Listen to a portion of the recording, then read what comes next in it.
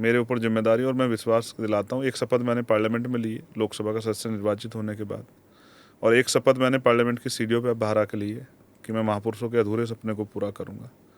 मैं पूरा जी जान लगा दूँ, मैं कोई ऐसी गलती नहीं करूँगा, मैं कोई ऐसा कदम नहीं उठाऊँगा, मैं किसी लालच में नहीं जाऊँगा, मैं किसी सुख सुविधा के बारे में सोचूंगा, मैं ज़मीन पर लेट के इस आंदोलन को आगे बढ़ाऊँगा, लेकिन मैं जो चेंज होने हैं उनको बहुत मजबूती से पार्लियामेंट में उठाऊँगा। और मैं कोशिश करूँगा, पुरजोर कोशिश, कि ये मेरे बाद रुके ना, मेरे बाद बहुत सारे लोग पार्लियामेंट में आएँ और आके इन वर्गों की आवाज़ उठाएं, सभी वर्गों का प्रतिनिधित्व हो और सब अपने इशू पे बात करें और सरकार उन पर सोचे।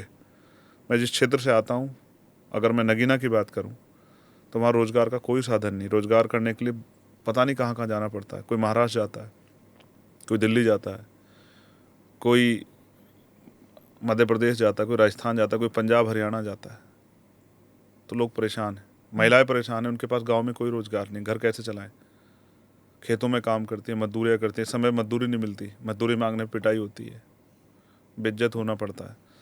तो वहाँ रोज़गार कोई साधन नहीं। बाढ़ की बहुत बड़ी समस्या है वहाँ, आवारा पशुओं की बहुत बड़ी समस्या है वहाँ। एक भी हायर सेंटर नहीं है। मेरे साथ रहते इलेक्शन के 4 महीने में 15-20 लोग ऐसे एकदम से चले गए। अगर हायर सेंटर होता तो बच जाते। एक भी हायर सेंटर नहीं। गांव की प्रतिभा को कुचल दिया गया है। गांव की प्रतिभा का कोई सम्मान नहीं है। एक स्पोर्ट कॉलेज नहीं है, कोई अच्छा इंस्टीट्यूशन नहीं है, कोई यूनिवर्सिटी नहीं है। ऐसा लगता है कि लोग सत्ता को दिखाई नहीं देता, जो किसी की सत्ता रही हो, चैन की एन से पिछले, किसी को दिखाई नहीं देता।